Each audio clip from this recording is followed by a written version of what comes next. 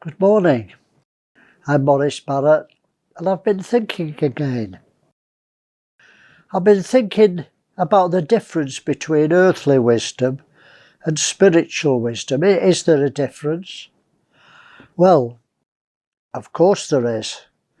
They're diametrically opposed because God's wisdom is foolishness to the world, and the world's wisdom is foolishness to God.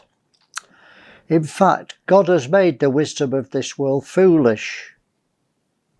God's done it on purpose. Let me read some scriptures. This is what Paul says in 1 Corinthians chapter 1, verse 20. Where's the wise? Where's the scribe? Where's the disputer of this world? Hath not God made foolish the wisdom of this world? So God has made this world's wisdom to be foolishness. The world think it's wise, but God's made it foolish. And verse 25 says, because the foolishness of God is wiser than men, and the weakness of God is stronger than men. For you see, you call him, brethren, how that not many wise men after the flesh, not many mighty, not many noble are called. And this is an amazing verse. But God hath chosen the foolish things of the world to confound the wise. Let me say that again. God has chosen the foolish things, the stupid things, the weak things of the world to confound the wise. And God has chosen the weak things of the world to confound the mighty. And base things of the world and things which are despised. The very things that the world despise, God's chosen. Yes, and things that are not, things that don't exist, to bring to nothing the things that are. Very profound verse. It's God's choice to use foolish things of the world to show how wise he is. And so men can't get the recognition for it. Paul gives us the key. The next verse says that no flesh should glory in his presence. No flesh should glory in God's presence. It's all foolishness to God. That's why the wisdom of this world is foolishness to God. Well, Solomon was a wise man, but I believe he only had earthly wisdom. His proverbs are earthly wisdom. They're wise sayings. Even eminent people in the world say that Solomon's proverbs are wise sayings. Take the dispute that Solomon sold the two women over the baby that both claimed were their own. Solomon sold the servant, cut the baby in two and give half each, and then they'll be satisfied. Well, the real mother has to keep the baby alive and give it to the other woman. This is worldly wisdom. It was a test to see. Solomon didn't know which of the women was the real mother. God didn't reveal it to Solomon. He didn't have the spiritual wisdom, or he'd have known he wouldn't need the test. You know, Jesus spoke in parables, and the parables are God's wisdom.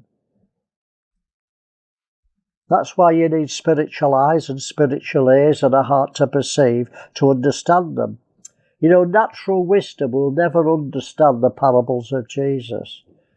Jesus told the disciples as much in Matthew 13. There's 8 parables in Matthew 13. And verse 10 says, and the disciples came and said to Jesus, why do you speak to the crowds in parables? And he said unto them, because to you it's given to know the mysteries of the kingdom. I can reveal the wisdom of God to you. But to them it's not given. I can't tell them, I've got to hide it. This is spiritual wisdom that the world are not allowed to know. For whosoever hath, to him shall be given, and he shall have more abundance. But whomsoever hath not, from him shall be taken away, even that he hath. Therefore, because of that, I speak to them in parables, because they seeing see not, and hearing hear not, neither do they understand. God will not give spiritual wisdom to carnal, worldly Christians. Well, let me contrast Solomon, earthly wisdom, with Daniel. Daniel had spiritual wisdom. He could understand mysteries and parables and visions. You know, Daniel was taken as an exile into Babylon, but he already had this world's wisdom. That's why he was chosen. Let me read it from Daniel 1, verse 4. They were told to pick children in whom was no blemish, but well-favoured and skilful in all wisdom, and cunning in knowledge and understanding science, and such as had ability in them to stand in the king's palace, and whom they may teach the learning and tongue of the Chaldeans. That's why Daniel was chosen, because he had earthly wisdom. He was a very clever man, an academic, the creme de la creme of Israel that Nebuchadnezzar took to Babylon. But after Daniel and his 3 friends would not be Babylonianized, would not have the rich food and live the lifestyle of Babylon, they lived a simple life, and they said to the man who was over them, "Prove us 10 days, give us simple food." It was a test for Daniel, but verse 17 says this, after they'd had the 10 days of testing, "As for these 4 children, God gave them knowledge and skill in all learning and wisdom." So God gave them wisdom, that's spiritual wisdom, and Daniel had understanding in all visions and dreams.